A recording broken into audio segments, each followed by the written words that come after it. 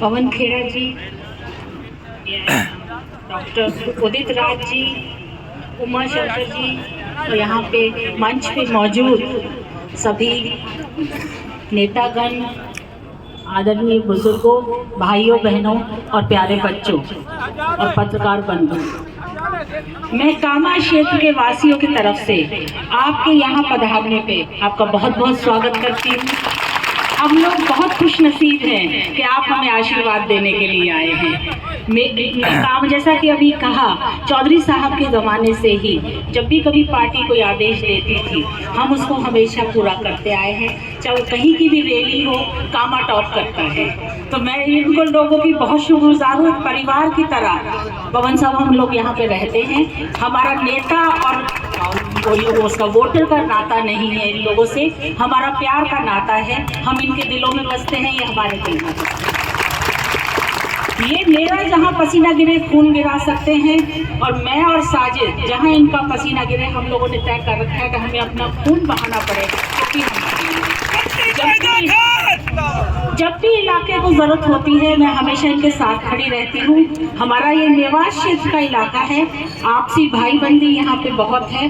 3600 बिरादरी हम लोग मिलजुल के रहते हैं, हमेशा एक दूसरे का हेल्प करते हैं, शादियों में जाते हैं, दंगे चाहे कहीं भी हों। हम बहुत खुशनसीब हैं कि हमारे प्यार को कोई तोड़ नहीं पाया।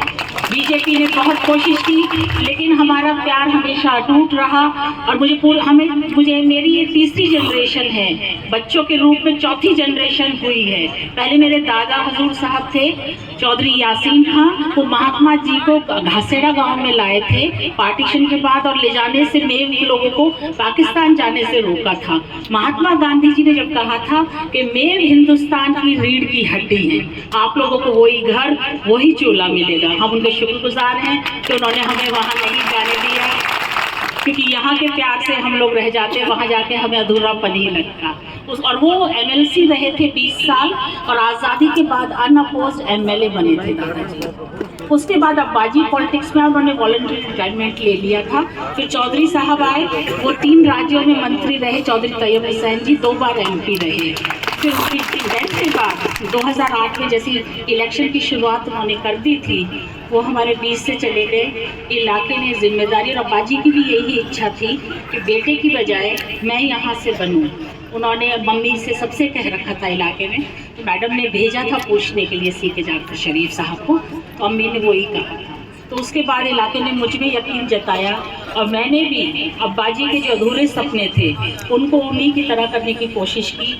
और मैं बहुत खुश नसीब हूँ कि एक हाथ मेरे ऊपर से सर पे रखने से हटा, हज़ारों हाथ अब मेरे सर पे हैं, और मुझे उनकी ये कमी महसूस नहीं होने देते। मैं हार गई थी बीच में 3000 वोटों से, लेकिन उस टाइम भी इन्होंने मुझे ये फीलिंग दी कि जैसे मैं जीती हुई हूँ। जितनी भी रैलियाँ, जहाँ भी हमारी ड्यूटी लगी, हम हारे टाइम में भी टॉप पे रहे थे।